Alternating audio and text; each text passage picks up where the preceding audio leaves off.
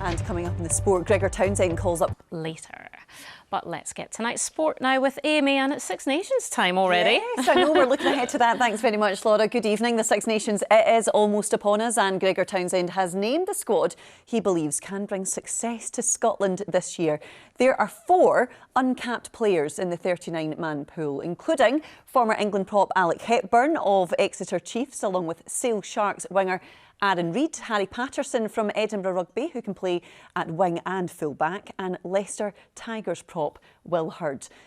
That, of course, means there are a couple of well-known faces left out, with Hamish Watson and Chris Harris not selected.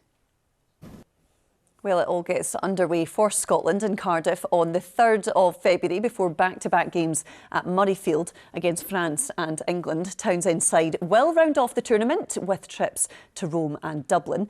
Scotland finished 3rd last year after kicking off with that big win, you might remember, at Twickenham. But they fell short in the World Cup a few months later, going out at the group stage.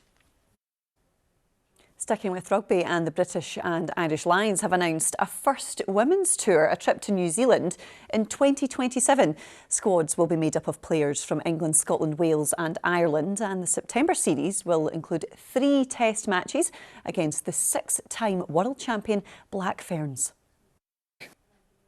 Celtic and Rangers have started discussions which could see away fans return to both Celtic Park and Ibrox for the final 2 league meetings this season. Ross County boss Derek Adams says there have been no offers for midfielder Jan Danda, despite links with a move to Premiership rivals Hearts.